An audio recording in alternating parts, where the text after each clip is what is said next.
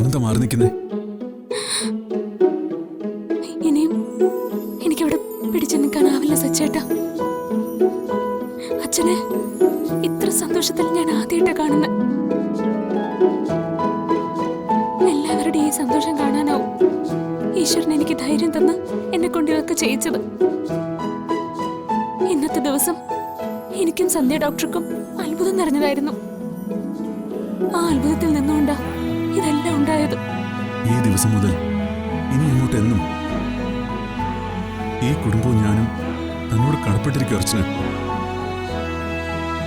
അത്രയും വലിയൊരു കാര്യം ചെയ്തിട്ടാ താൻ എന്റെ മുന്നിൽ ഇപ്പൊ നിൽക്കുന്നേ. ശരിക്കും ഏട്ടൻ എവിടെ ഉണ്ടായിരുന്നേ? എന്ത് ചെയ്യുമായിരുന്നു? താൻ എങ്ങനെയാ ഏട്ടനുള്ള സ്ഥലം മനസ്സിലാക്കിയേ? ഇത്രയും നാളും തിരികെ വരാൻ കൂട്ടാക്കാതിരുന്ന ഏട്ടൻ എങ്ങനെയാ തന്നോടൊപ്പം ഇപ്പൊ വരാൻ തയ്യാറായത്? ഇങ്ങനെ കുറെ ചോദ്യങ്ങളുണ്ട് എന്റെ മനസ്സില്. എന്റെ മാത്രമല്ല, ഇവിടെയുള്ള ഓരോരുത്തരുടെയും മനസ്സില്.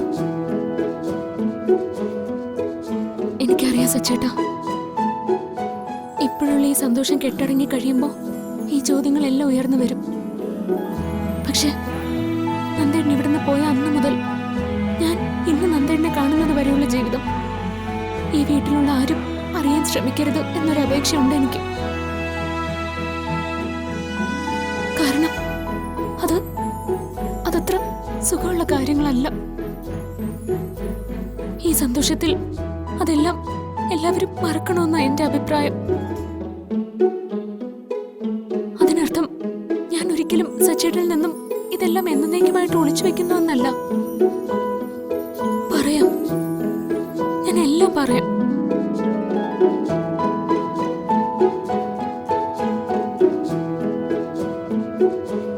പക്ഷേ അതിന് എനിക്ക് കുറച്ച് സാവകാശം വേണമെന്ന് മാത്രം. താൻ പറഞ്ഞതുപോലാണെങ്കിൽ ഈ സന്തോഷത്തിലും ആഹ്ലാദത്തിലും അതൊക്കെ മറക്കുന്നേ നല്ലത്. കാതിന് കേൾക്കാൻ സുഖമില്ലാത്ത വാർത്തകൾ കേട്ട് കണ്ണു നിറയ്ക്കുന്നതിനേക്കാളും നല്ലത് സൗകര്യപൂർവമായി അതങ്ങ് മറക്കുന്നത് തന്നെയാ. ചിലപ്പോ നന്ദേട്ടനും അതിനെക്കുറിച്ച് ആലോചിക്കാനും അതൊന്നും ഓർക്കാനും ഇഷ്ടപ്പെടുന്നില്ലായിരിക്കും. തൽക്കാലത്തേക്കെങ്കിലും ഇത്രയും വർഷത്തെ നന്ദേട്ടന്റെ ജീവിതത്തെക്കുറിച്ച് അറിയാൻ ശ്രമിക്കരുതെന്ന്. നഷ്ടപ്പെട്ടു പോയെന്ന് കരുതിയത് തിരികെ കിട്ടിയതല്ലേ, അതും എന്റെ കൂടപ്പിറപ്പിനെ.